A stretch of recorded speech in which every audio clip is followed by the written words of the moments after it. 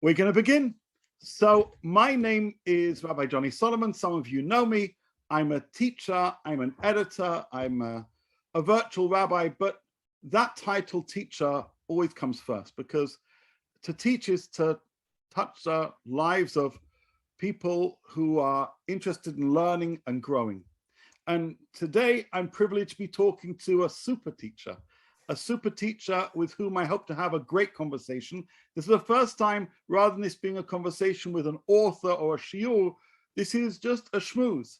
This is a schmooze to discuss things on my mind and ideas that I think the individual that I'm going to introduce in a second has on her mind as well. So I hope you enjoy this conversation. And so who do we have here? We have Olivia Friedman. This is the first time, in fact, we're having a synchronous conversation, although we've exchanged messages and corresponded over many, I think quite some years actually.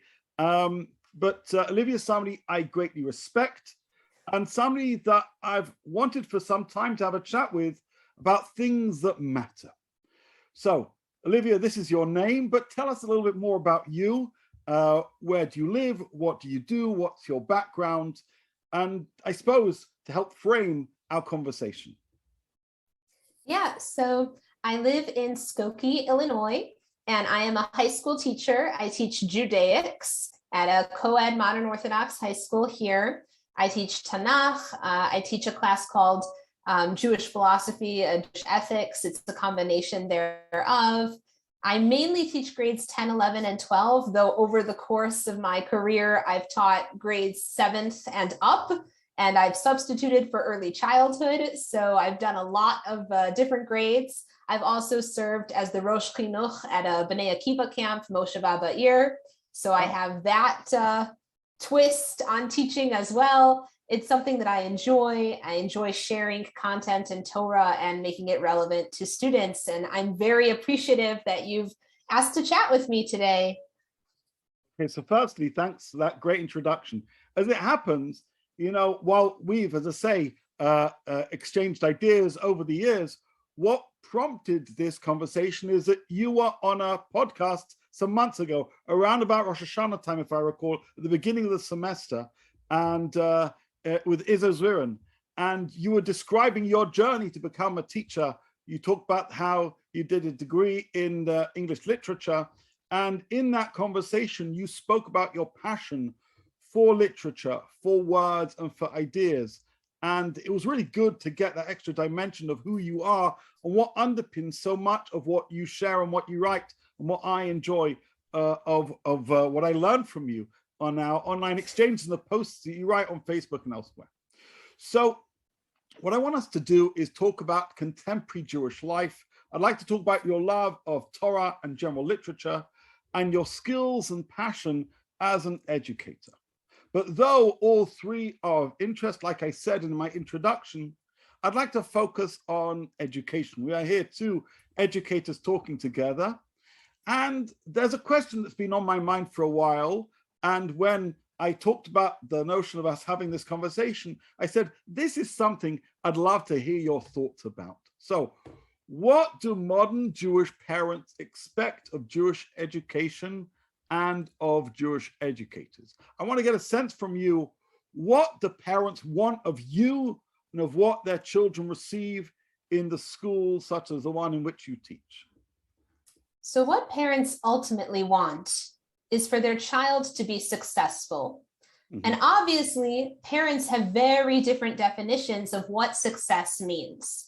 And part of that will depend on the particular school environment. So I'm teaching in a modern Orthodox Jewish high school. And obviously that means that what I have to say and what I have to offer is different than if someone were to be teaching in a centrist school or a Haredi or yeshivish school. So I'm going to speak for the constituency that I know. And what I know are modern Orthodox people.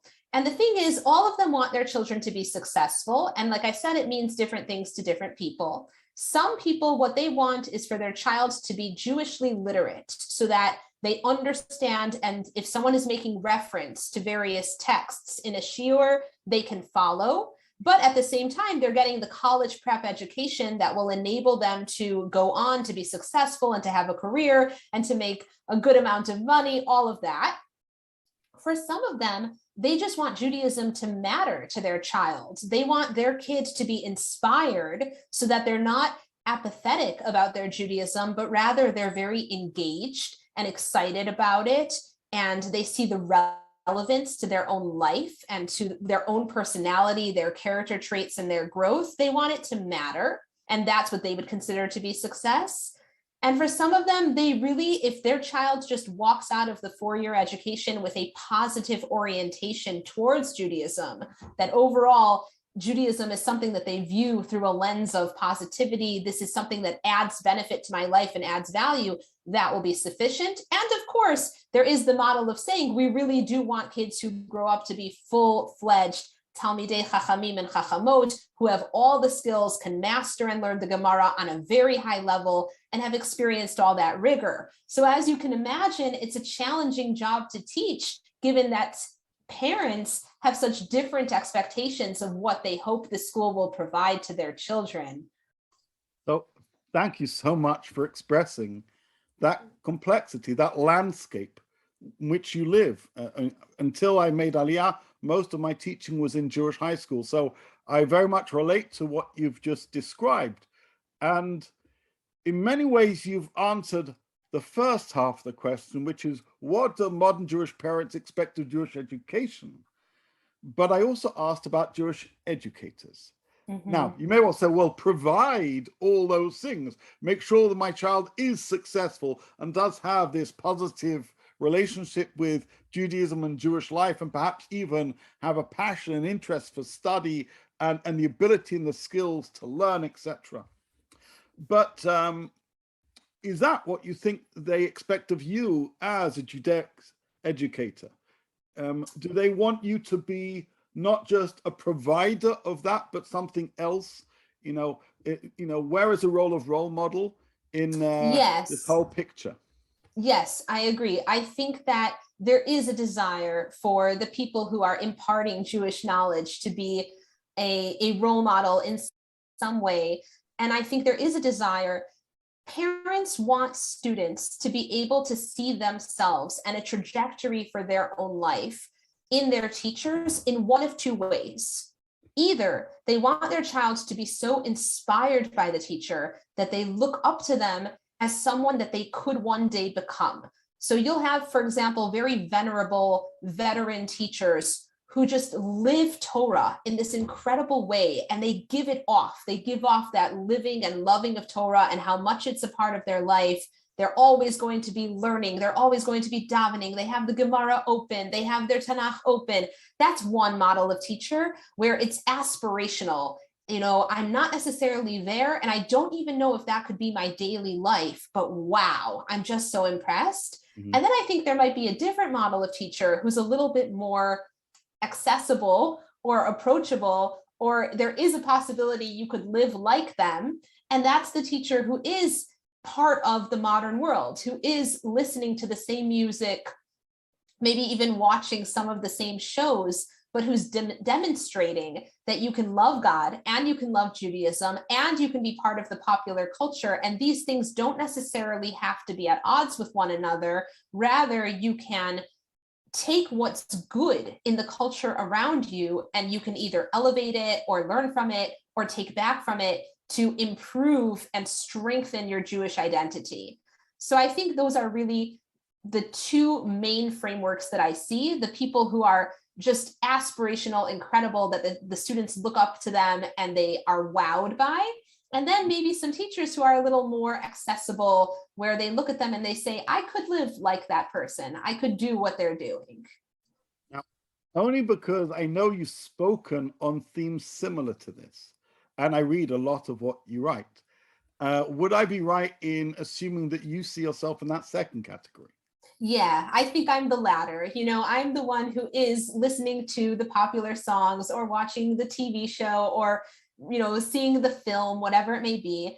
And what I try to model for students is that you can live this integrated Jewish existence. It's not that Judaism only happens when you're in shul or when it's Shabbat, or when it's a holiday. And the rest of the time, you're just living your secular life, whether that's at your job or whether that's at school. No, you are one integrated person. And that one person, even when you're engaging in a secular activity, could in theory be looking for the meaning or the value of that secular activity and bringing it back to your Jewish life in a way that would hopefully strengthen you and connect you to God. That is what I'm hoping the students take away. That's definitely my goal.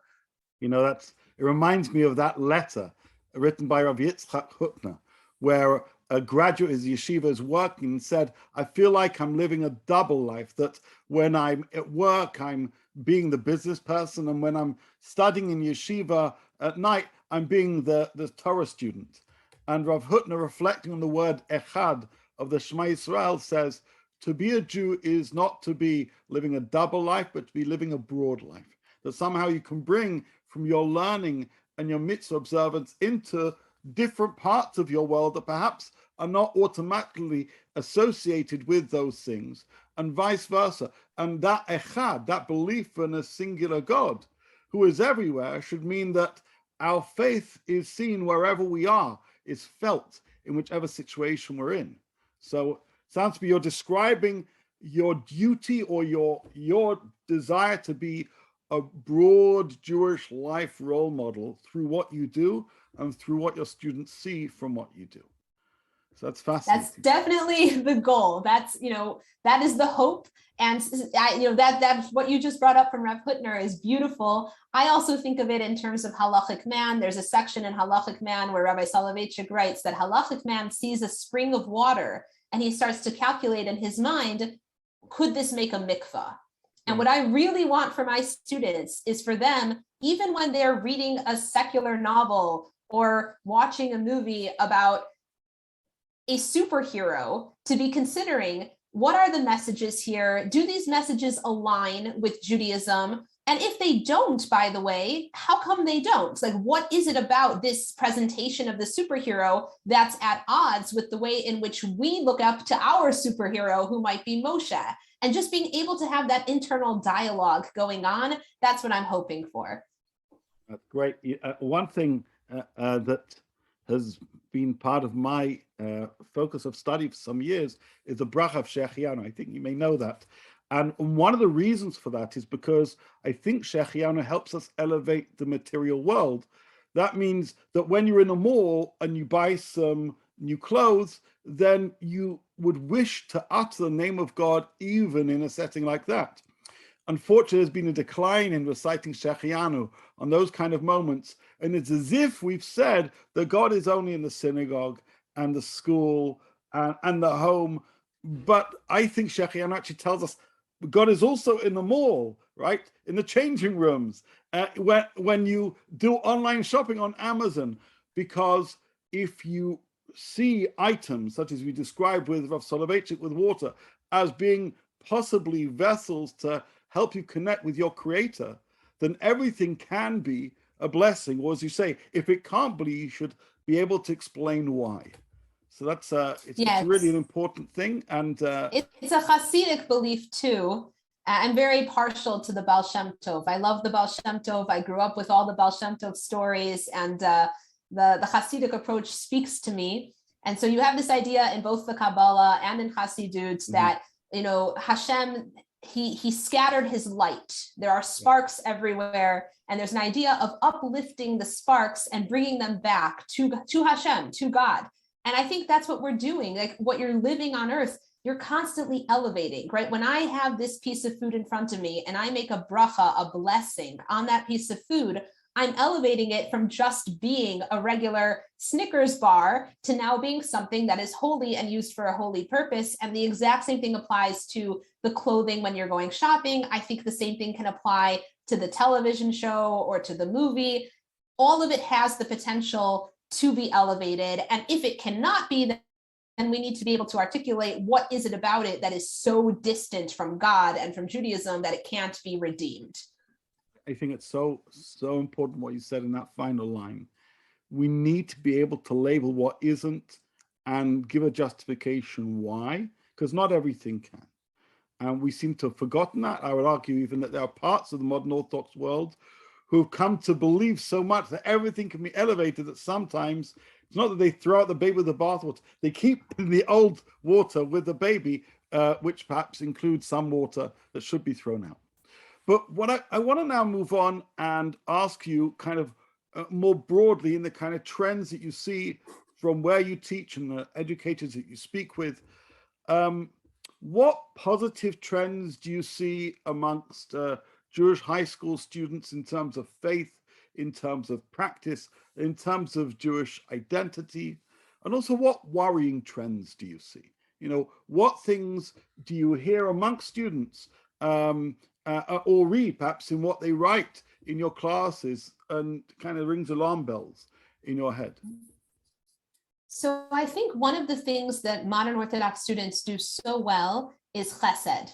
I constantly see students engaged and involved in incredible projects, whether they are collecting for organizations that will feed the hungry, or whether they're giving of their time to tutor disadvantaged students or even fellow peers, whether there are students who have certain disabilities that are part of the school. There are different organizations that work with students who have differences or disabilities, and there are people who are able to volunteer to be peer buddies for those children. And I see students doing that. I constantly see students applying to spend summer with Yachad, for example, which is the Orthodox Union and NCSY's program that is serving students who might have different needs. So I think that when it comes to those kinds of behaviors and actions and foci, the students really have that in a good place. And that's something I think we can be really proud of in that community, that so many kids align with that.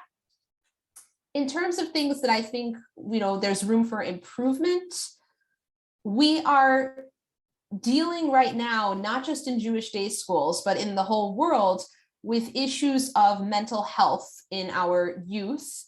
And relating to those issues of mental health, there's issues of language and how we speak and being careful to not hurt the feelings of others.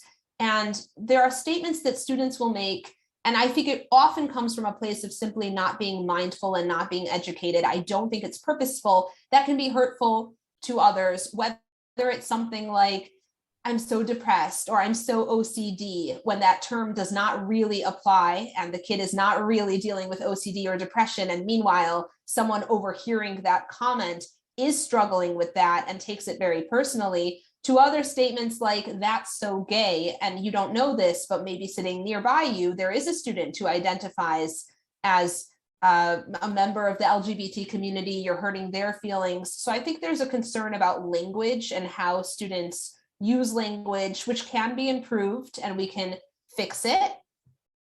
And this is not unique to high school. I think this is overall an issue within the modern Orthodox world. There is a tension between what success looks like for Jewish people and then what success looks like in terms of how the world defines success. So there are students who are focused on college, whether that's getting into the best college or whether that's getting into a college that will enable them to earn a lot of money, because their definition of success is simply earning a lot of money, when ideally as Jews, I think we would want the idea of success to be broader and to encompass a lot of things having to do with character traits, midot, personal development, even if you don't end up earning hundreds of thousands of dollars. And that tension is not so easily navigated, in part because the price of communities, if you're living in Orthodox Jewish communities in the United States, can be very expensive. And parents want their children to be successful monetarily so that they will not be priced out of their community. I'm not sure how we resolve that, but those are some of the things that come to mind. It's interesting because when I began talking with you, and I asked you what modern Jewish parents expect of Jewish education, pretty much the first word you said is that their children would be a success. And I thought it was a very generic term. And then, of course, you explained that. But returning to that word now, it's quite clear that it's deliberately ambiguous, or by being left ambiguous, it means that some people understand it to mean economic success or academic success. Whereas what you seem to be making the argument for, and of course I agree, is that in modern Orthodox schools, in fact, in Jewish schools in general, when we educate towards being successful, we need to define what that means, and also the cost gain decision making, meaning, are you prepared to lose out on a certain amount of finance or income because this seems to be the perhaps more appropriate way to behave, or a pathway towards what might be argued to be a more moral way of living. So those conversations you're saying remain unresolved because, and part of it is financial pressure. Yeah, Sorry. on that topic, I think it was Dr. Rivka Press-Schwartz of SAR, I believe it was her, who spoke about Mesiras Nefesh or Mesirat Nefesh, and how in communities that are more to the right, Haredi, Yeshivish communities, they will espouse the ideal of Mesiras Nefesh, where people lost something in order to keep and maintain their Judaism. They gave up their lives, or they lived in a manner that was difficult for the sake of their Judaism. And I believe it was her who questioned, are we teaching those narratives to students in modern Orthodox schools? Or are we teaching them, well, you can always have your cake and eat it too, where you can attend our nice school and you can go to the secular college. You can have the Shomer Shabbat baseball league and everything will always work out. Are we not making clear enough to them that at some point there will come a choice point and you will have to sacrifice, and it might be difficult, and we have an entire narrative of people and of stories who have done that? Maybe that's an element that we do need to bring more to the forefront so that our students are aware that that choice is coming or may yet come, and that they will have to decide, we hope, on the side of Judaism. That's it's such an important point. It touches on so many ideas that I've thought about in the past, that I encounter in the present. It actually reminds me of an episode from Revisionist History. You know that podcast with Malcolm Gladwell? He has an episode called Generous Orthodoxy. And he raises this particular point, obviously not relating to modern Orthodox Jews, but in relation to when you want change, you realize that you need to be prepared to lose out to get it. But nowadays, a lot of modern young people, and he was speaking more generally, aren't prepared to lose to make change, but that itself changes their moral, where they stand, shall we say, in the moral landscape, because they're not prepared to lose out in order to achieve their values. So if you're not prepared to be Meiser Nefesh, basically, it's a really hard argument to ask somebody else to change and them lose out if you're not prepared to concede something yourself. It's not just a question of values, it's also a question of peacemaking. To make peace, sometimes people need to move a little bit and find a place where each, achieves a certain amicable arrangement, but nevertheless, each have shown through the gesture they've done a measure of Mesiras Nefesh. So Mesiras, it's a very, very interesting thing. What I'd love to do, I don't think we're going to do this in this video, to list certain values that are central to Jewish living and almost put them in a sense of hierarchy. What words do we hear more in certain, parts of the community? What less? Is that a good thing or is that a bad thing? And what can we do about it? I'll just give you a completely different term that I think is relatively absent in modern Orthodox education, but its heart very much beats in Torah literature, is called Yirat Shamayim. It's a term that's used a lot in Chazal, in Sifrei Musa, but actually it's not a term that we use almost at all in most modern Orthodox settings. And what does that mean about Jewish education if you barely mention Yirat Shamayim? Notwithstanding, it's a concept perhaps that's hard to explain, but we're depriving students of a foundational value, which may well cost us in the long term. Exactly. And I think it comes from a very good place. It comes Mhm. from a desire to have students connected through love and joy. And Yeah. if you look at NCSY or at various other youth group type movements like C-Teen and so on, these are experiential movements that are hoping to inspire students to connect to God through love. And the thing is that if you learn the Tanakh well, you will find that yes, God is a loving God, but he doesn't always feel loving to us. There are going to be moments where we have to obey God Mm. out of a sense of awe and fear, and not because we personally agree with what he is asking us to do. And that's one of the things that I try to stress when I'm teaching Tanakh. I'll bring up, for example, with a lot of compassion, the story of King Shaul, King Saul, who is probably my favorite character in the whole Tanakh. I love him, right? And you'll see that he has to obey and that obedience is paramount. And even if he personally feels like he's not strong enough to carry the load, or he's influenced by the people and the nation, or he has such humility that it actually becomes a form of low self-esteem, according to Rabbi Dr. Abraham Twersky, nevertheless, he is held accountable to that because God says, you had the power, you had the ability, and I wanted you to obey. And that's what was necessary for you to do. And maybe you didn't understand, but it was still required. And I think it's a message that is difficult to give in the modern Orthodox setting because we so want the kids to relate from that feeling of love and joy. But you need both. You really do. You need to teach the love and the fear. Yeah, I so agree with what you're saying, and it's strange actually that so little is meaningfully talked about this critical issue. And as I say, I think we're actually depriving in the long term students of having a broader, authentic experience of Judaism.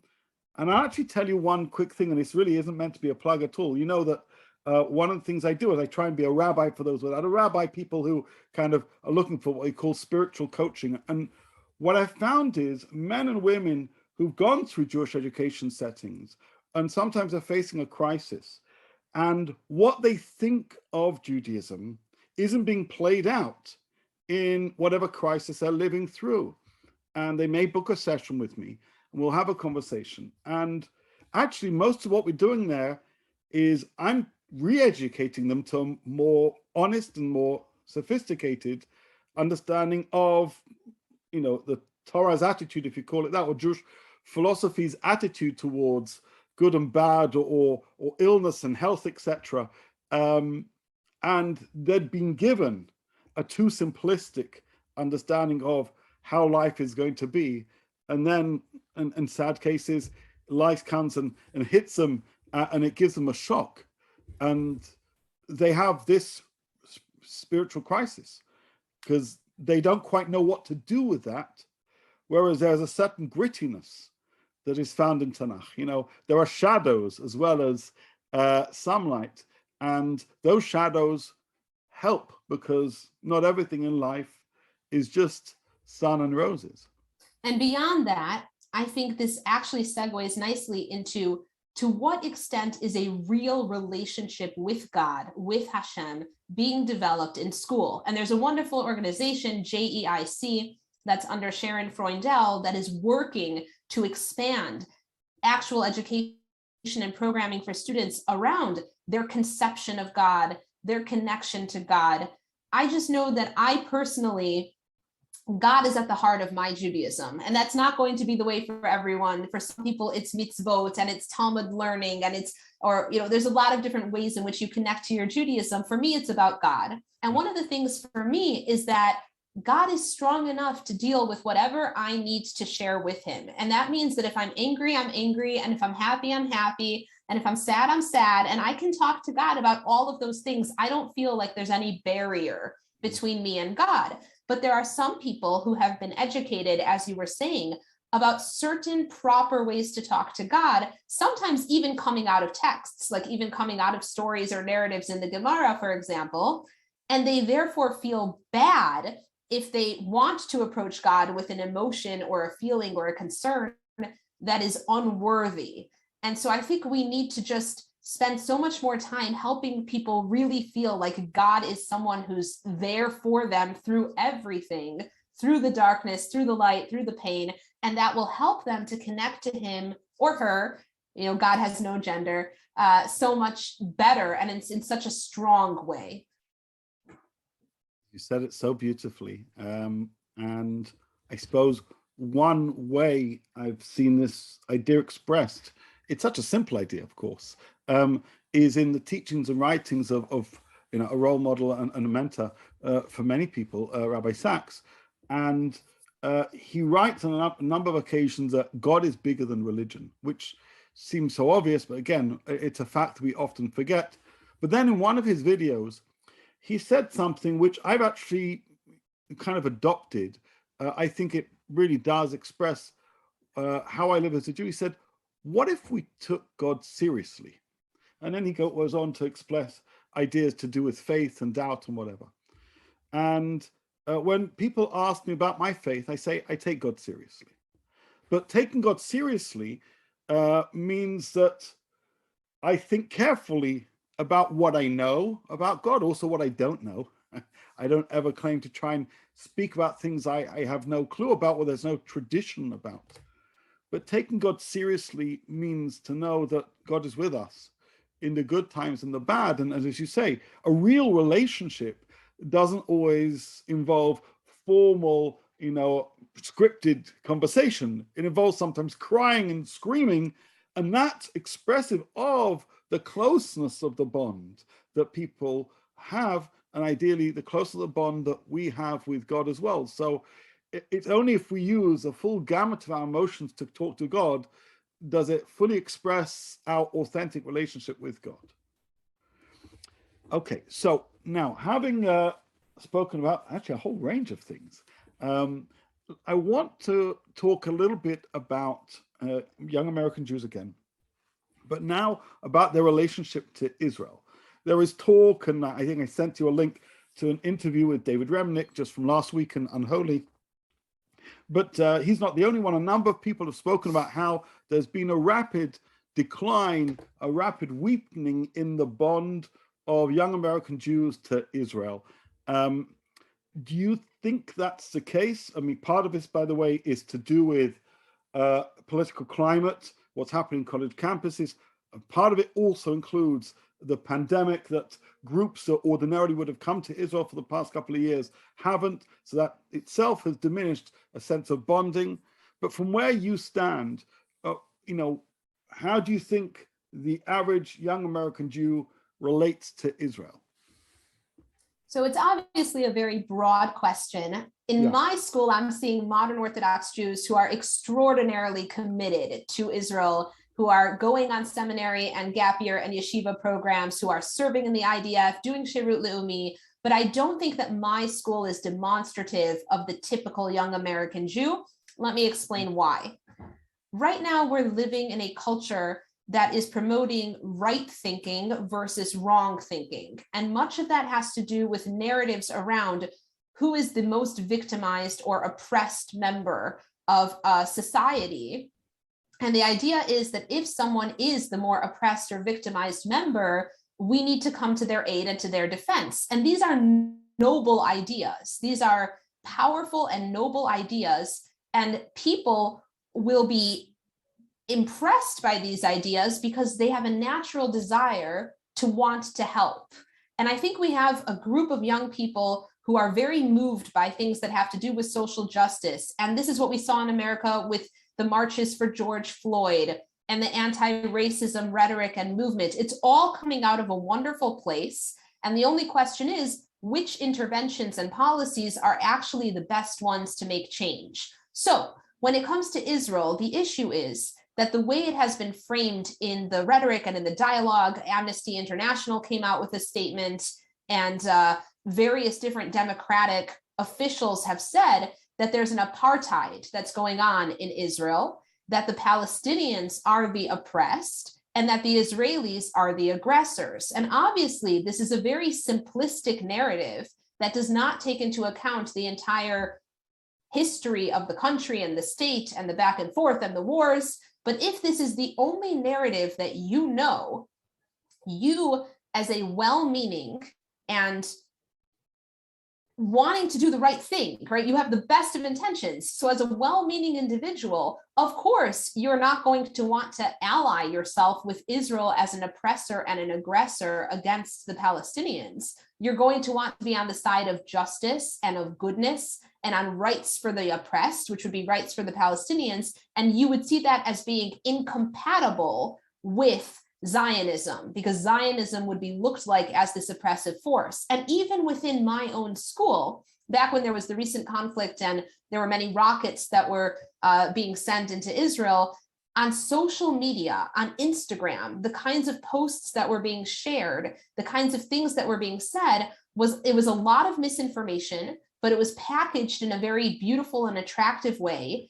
And it made people feel bad. I mean, it made students feel bad. Like, I'm supporting, so to speak, quote unquote, the bad guy in this situation, you know, the big bully, the oppressor. And I don't want to be on the side of that. I want to be on the side of positive, you know, liberating forces.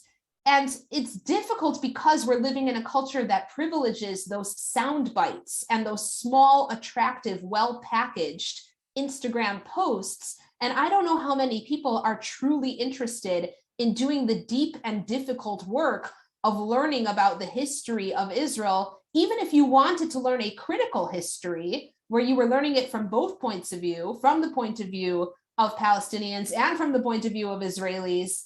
That's messy. It's difficult. It takes a lot of time. It takes a lot of investment. And who wants to invest that much as a young teenager who could instead put on their profile, I stand with the Palestinians, Zionism is racism, and be done with the whole thing? You really, really framed the issue so well. And you know, when you were speaking, it reminded me about resumes. Let me explain to you what I mean. You know, when I was younger, what would I put into my resumes? My grades from when I was 15 and 16 and 18 and my university grades, etc. There comes a certain point when perhaps you're hitting, I think I'm a little older than you, when you're hitting like in your 40s and perhaps a little bit more than that, where people really couldn't care less what your grades were when you were 15. They want to know what you've done for the last 15 years, right? Presuming that you've been to school, just tell me where it was. I don't need to know all that stuff. Just tell me, you know, where you've been working, whatever you've been doing for the last 10, 15 years. I mention that because when we speak about the history of Israel, a lot of times we say, we need to get all the facts, we need to give you all that information. But there comes a point where people aren't interested in looking so far back. They just want to know what was a recent history.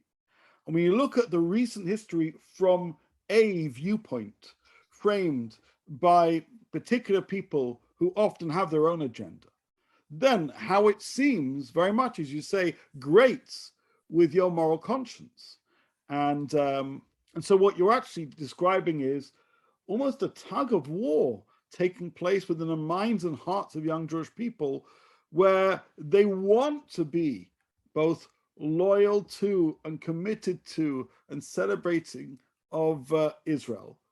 But actually the neshama, their soul is saying, but I feel, or I've been led to believe that there's a whole array of such profound injustices that actually my moral voice speaks louder than necessarily what people tell me I should be doing, or it speaks louder in the tug of war, such that even if I am supportive of Israel, there's a certain tone, a certain unease, a certain disclaimer of sorts. Yes. Wow. Okay. And as I say, that this has been evident in a whole variety of comments that have been made in recent years. And to be a Jew means to be intellectually honest. So my belief, by the way, is to educate any young person is not to deny the narratives of both Palestinians and Israelis. And I also think that people haven't got the patience of a blow-by-blow account of 70, 80 years of what's taken place. But to what extent, really, I would ask, is a loyalty and a passion for and a love of Israel solely reflective of necessarily politics, or at times, politics as expressed and explained in ways which one seems to be emphasized more than the other, or one seems to be given greater light than the other. Well, certainly, if you go back in history, there was a deep love for Eretz Yisrael that had nothing to do with politics. It had to do with the country itself.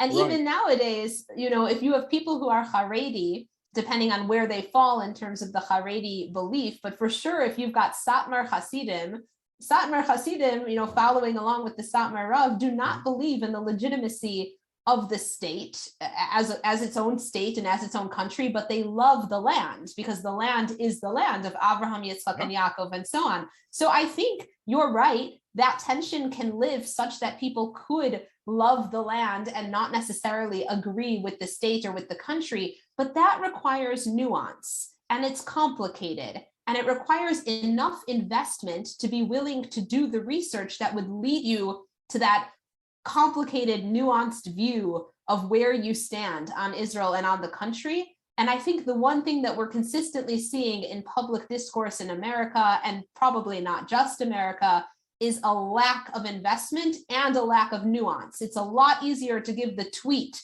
that makes a scathing generalization than it is to say, well, this is complicated, and on this particular issue, I have a problem with this, but there's also this counter argument. That does not happen. I have Biel Meisha here. I believe one should, by the way, learn from all people.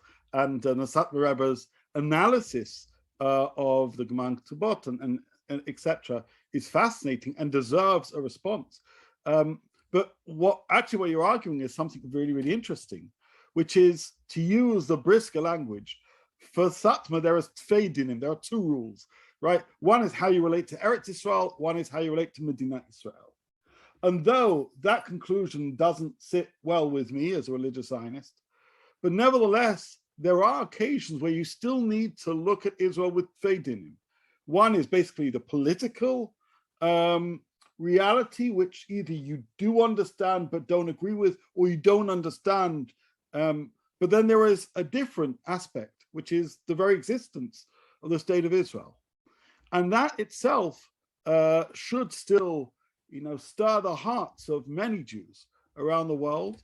And maybe in Jewish education, we need to, instead of trying to resolve all things, say, that's a really important conversation and educate towards it.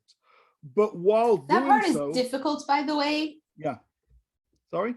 Yeah, that part is a little difficult. That part is difficult. Let me tell you why. Please. I have a grandmother who was alive when the country of Israel became a country, like when it happened. Mm-hmm. So I get to speak to someone who can tell me what it was like before and what it was like after and what that moment meant to her. And she can pass that on.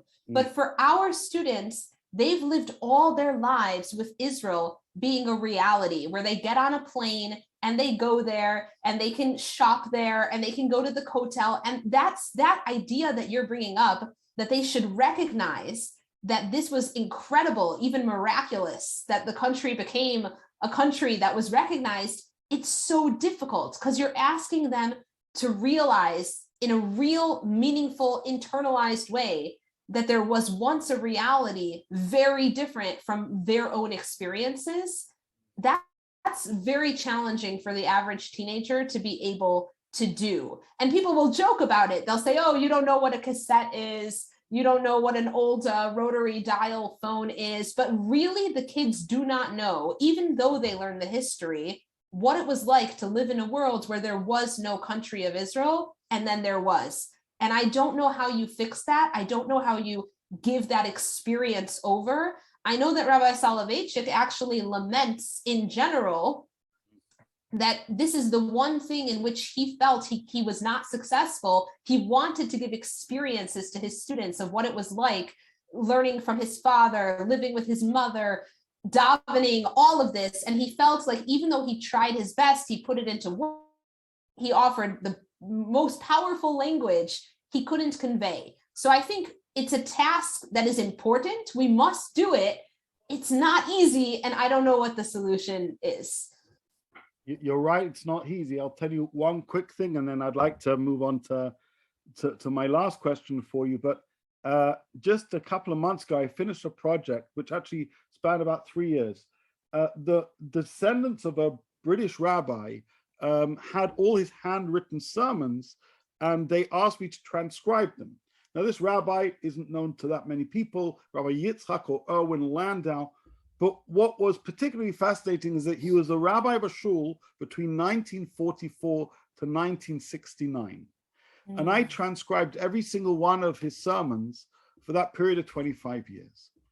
And reading how an Orthodox rabbi, traditional Orthodox rabbi with a traditional community, is speaking in the years prior to the establishment state of Israel, when it happens, in the years prior to the Six-Day War, and when it happens. And you're getting that sense of energy and excitement and fear of the unknown, was really quite remarkable.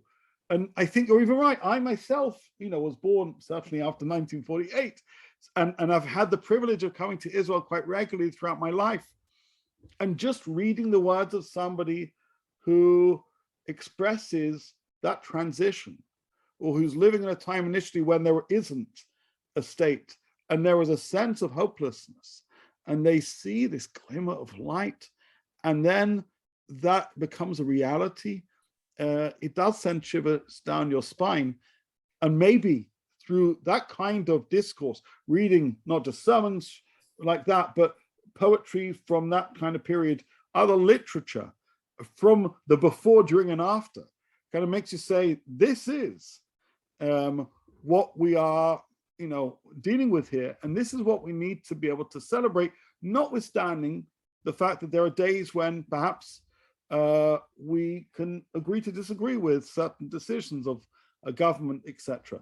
But the Medinat Israel is bigger than the politics of the day, and this is the reasons why. I think often when we talk about teaching about Israel, we speak about the Zionist movement, and we speak about the structures in Israel. But this thought experiment of, can you imagine a world without it? I shudder to think what that would look like. And maybe that's where we need to take our students. Okay, my last question to you. This Shabbat we're reading Parashat Yakel. The past few we've been learning about the Mishkan, the tabernacle. And so I would like to ask you, you speak to a lot of Jewish parents. If a parent says, how do I make my home into a tabernacle? How do I help my child grow as a Jew and maintain those values when they're outside of the school, outside of the classroom? Do you have any tips for Jewish parents about how to raise kids and how to make their home an incubator for growth?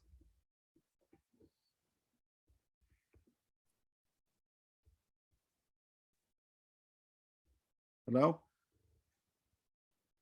Sorry, you froze for a minute, Sorry, but I apologies. think you're back. I'm back. Yeah, but I heard your question. Great. So yes, the number one thing that all parents can do, and especially Jewish parents, is they themselves have to be excited about being and doing Jewish at home.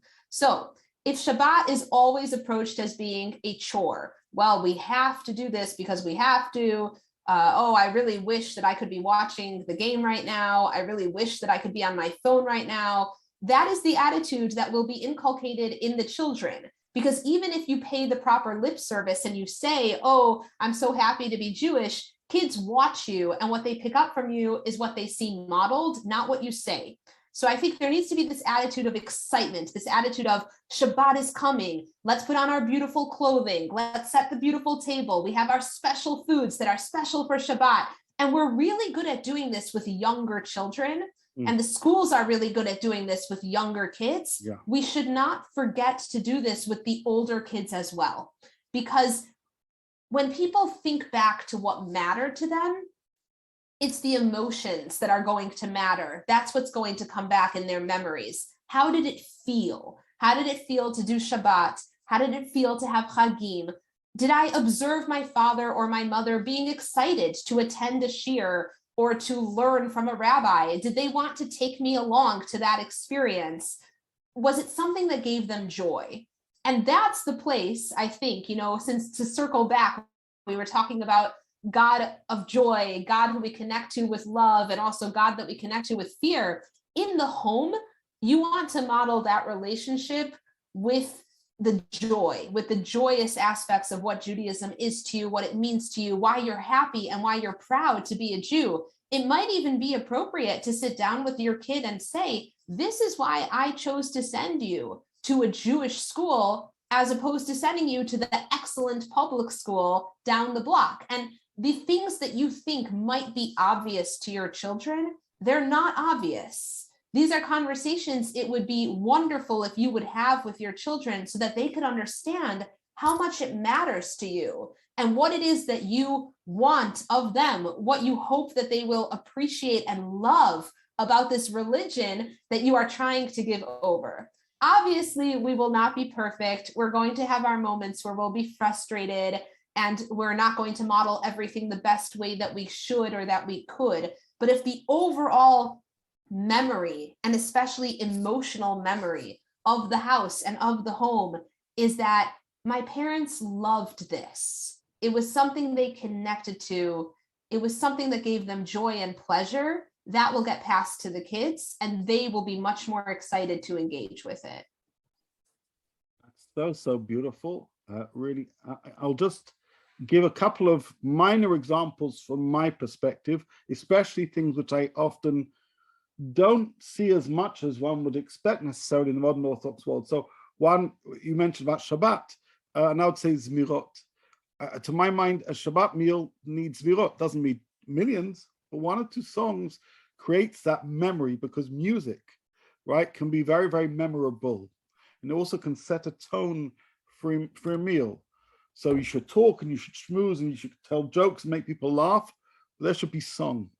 And I think a Jewish home needs to be filled with music and with song.